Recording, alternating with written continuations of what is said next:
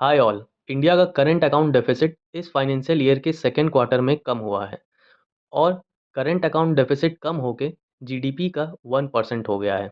वहीं पिछले क्वार्टर में 1.1% था जीडीपी का और 2022-23 फाइनेंशियल ईयर के सेकेंड क्वार्टर में करंट अकाउंट डेफिसिट 3.8% था, जो 30.9 बिलियन डॉलर के इक्वल था। फाइनेंशियल ईयर जैसा हम लोग जानते हैं कि अप्रैल से स्टार्ट होता है, तो अप्रैल मई जून फर्स्ट क्वार्टर और जुलाई अगस्त सितंबर सेकेंड क्वार्टर। और ये करंट अकाउंट डेफिसिट 1% जीडीपी का सेकेंड क्वार्टर में हुआ है। करंट अकाउंट डेफिसिट कम हुआ है, इसका क्या मतलब है? इजी वर्ड में बोले तो इंडिया के फॉरेक्स रिजर्व से कम पैसा बाहर गया है पिछले क्वार्टर के हिसाब से। तो आइए इस वीडियो में समझते हैं कि करंट अकाउंट डेफिसिट क्या होता है।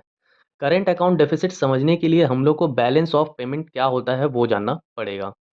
बैलेंस ऑफ पेमेंट मतलब जो पैसा किसी कंट्री से बाहर गया और जो पैसा बाहर के कंट्री से अंदर आया एक स्पेसिफिक टाइम पीरियड में, उन दोनों के बीच का डिफरेंस बैलेंस ऑफ पेमेंट कहलाता है।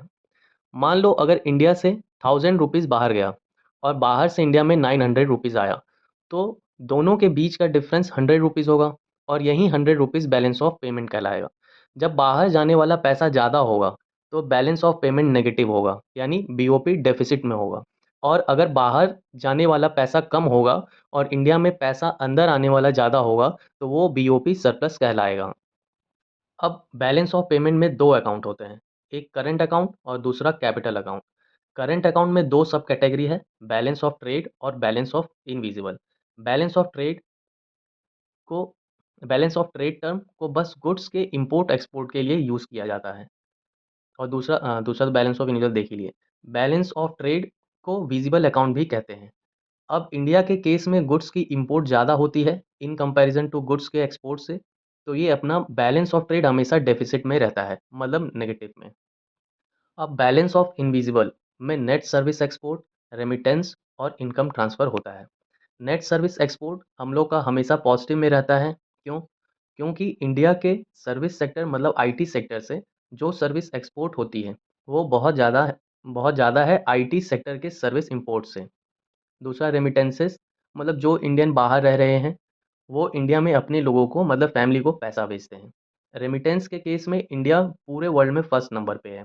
2022 में करीब 111 बिलियन डॉलर का रेमिटेंस इंडिया में आया था।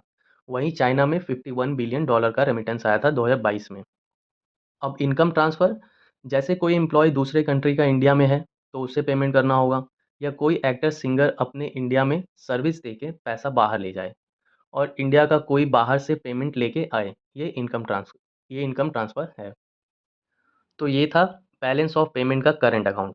अब करंट अकाउंट में बैलेंस ऑफ ट्रेड और बैलेंस ऑफ इनविजिबल को सम करने पे या जोड़ के अगर नेगेटिव आता है तो करंट अकाउंट डेफिसिट होगा, और अगर बैलेंस ऑफ ट्रेड और बैलेंस ऑफ इनविजिबल को सम करने से पॉजिटिव आता है तो करंट अकाउंट सरप्लस में होगा।